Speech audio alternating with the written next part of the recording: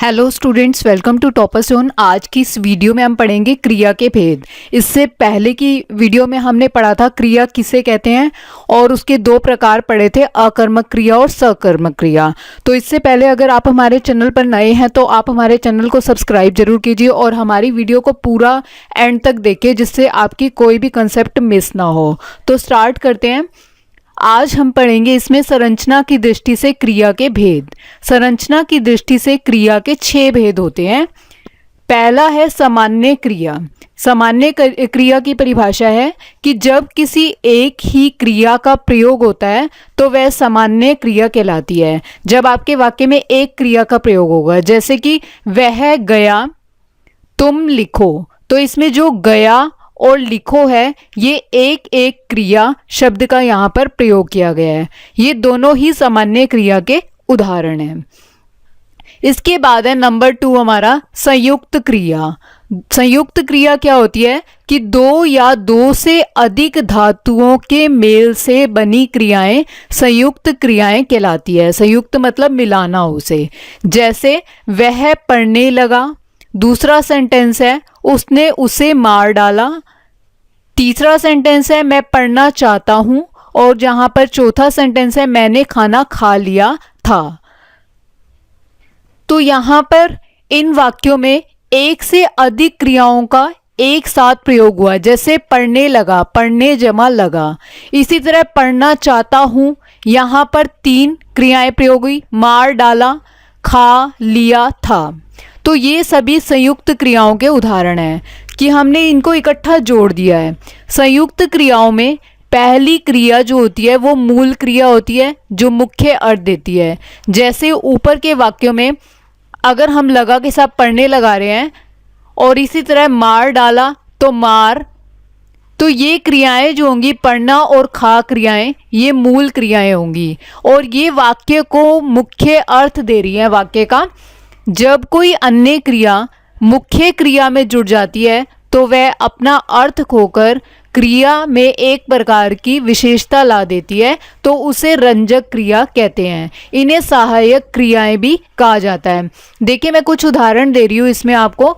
जैसे रंजक में चुकना, इसका वाक्य वह खाना खा चुका है, तो ये चुका है वर्ड जो है चुकना, और इसकी जो क्रिया होगी वो होगी समाप्ति बोधक, मतलब उसने खाना खा चुका है, वो उसने समाप्ति कर दी है। इसी तरह वह भाग सकता है, उसके अंदर कैपेबिलिटी है, उसके अंदर क्षमता है, तो इसे हम बोलेंगे शक्ति बोधक। इसी तरह मैं पढ़ना चाहता हूँ, तो चाहना जो होगा वो उसकी इच्छा होगी, इच्छा बोधक बोलेंगे। हमने उसे बोलने दिया, बोलने दिया मीन्स उसको परमिशन दे दी, तो ये अनुमति बोधक होगा। वह खेलने लगा, तो यहाँ पर खेलने लगा मीन्स उसने आरंभ कर दिया, कोई चीज़ स्टार्ट कर दिया है। वह सोता रहता है, वह सो रहा है मीन्स वह निरंतरता बोधक बोलते हैं इसे। और उसने पेड़ उखाड़ डाला, मतलब कि काम हो चुका है, समाप्ति बोधक। इसी तरह उसका मकान गिर गया, खत्म हो चुकी बात, तो पूर्णता लगाएंगे या समाप्ति बोधक। चोर को देखकर लड़का चिल्ला उठा, तो इसे हम बोलेंगे आकस्मिकता बोधक। तो ये कुछ इसके उदाहरण थे।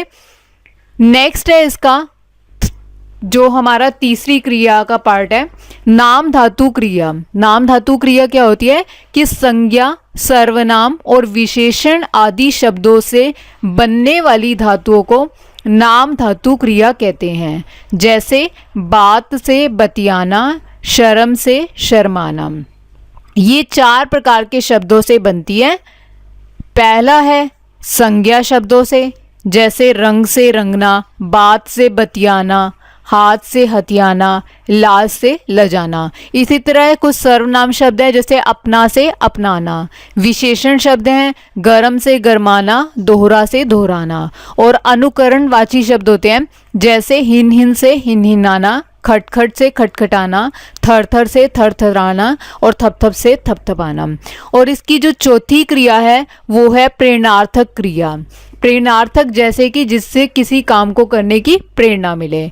तो स्टार्ट करते हैं। जिस क्रिया से यह पता चले कि कर्ता स्वयं काम ना करके बल्कि किसी और से कार्य करने की प्रेरणा देता है, मतलब हम अपना काम खुद नहीं करेंगे, किसी और से काम कराएंगे, तो उसे बोलते हैं प्रेरणार्थक क्रिया। जैसे नौकर मोहन से पत्र लिखवाता है, तो यहाँ पर जो नौकर है वो मोहन से काम करवा रहा है, मोहन से पत्र लिखवा रहा है, तो नौकर स्वयं अपना पत्र यहाँ नहीं लिख रहा बल्कि मोहन को पत्र लिखने के लिए प्रेरित करता है, तो इसे हम बोलते हैं लिखवाता है जैसे, तो ये प्रेरणार्थक क्रिया है। इसके भी दो कर्ता होते हैं, पहला होता है प्रेरक कर्ता, दूसरा है प्रेरित कर्ता। प्रेरक कर्ता में आता है प्रेरणा प्रदान करने वाला जैसे नौकर, और इसी तरह प्रेरित करने वाला जैसे जिसने प्रेरणा ली इससे काम करने की, वो है मोहन। तो ये दो रूपों में होती है, जैसे धातुओं में दे रखी है पढ़ना, इसका पहला रूप होता है पढ़ाना और द्वितीय होता है पढ़वाना। जैसे अब धोना है तो धुलाना, और किसी और से काम कराएंगे तो वो होगा धुलवाना। इसी तरह सुनना का सुनाना, और जो किसी और से काम कराएंगे तो सुनवाना। अब यहाँ पर कुछ वाक्य दिए गए हैं स्पष्टीकरण के लिए। इसका पहला रूप जैसे हमें दे रखा है गुरुजी बच्चों को पढ़ाते हैं, और इसका दूसरा रूप हमारे को दे रखा है कि गुरुजी मॉनिटर से बच्चों को पढ़वाते हैं। तो यहाँ पर इसी तरह है मैं सबको गीत सुनाता हूँ और मैं सबको टेप रिकॉर्डर से गीत सुनवाता हूँ।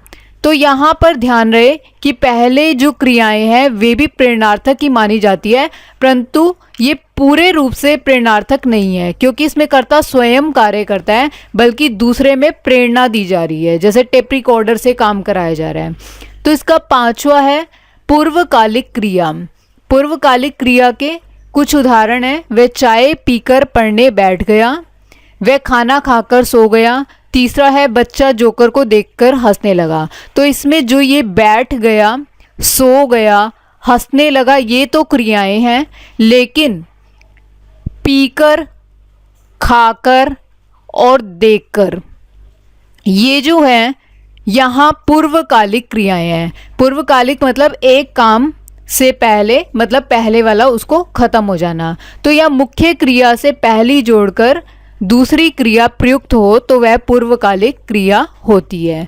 तो यहाँ पर करके आदि जोड़कर क्रियाएं बनाई गई हैं। इसके बाद है लास्ट हमारी क्रिया का प्रकार कृदंत क्रिया। कृदंत क्रिया होती है जब किसी क्रिया में प्रत्यय जुड़ने पर क्रिया का नया रूप बन जाता है, तो उसे हम कृदंत क्रिया कहते हैं। ये तीन प्रकार की होती है।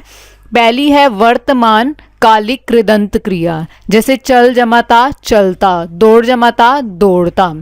इसी तरह भूतकालिक, भूतकालिक मतलब जो बीत चुका है, चल जमा आ चला, देख जमा आ देखा। और तीसरा है पूर्वकालिक कृदंत क्रिया, जो आने वाला है मतलब फ्यूचर है, चल जमा कर चलकर, खा जमा कर खाकर आदि। तो स्टूडेंट्स, आज की इस वीडियो में हमने पढ़ा संरचना की दृष्टि से क्रिया के भेद। ये 6 भेद होते हैं, जैसे कि मैंने इसके आपको नाम बताए, 1 बाय 1 इनको डिस्कस किया। So thank you for watching this video. अगर आपको वीडियो अच्छी लगी तो इस वीडियो को आप लाइक करें, शेयर करें और कमेंट करें।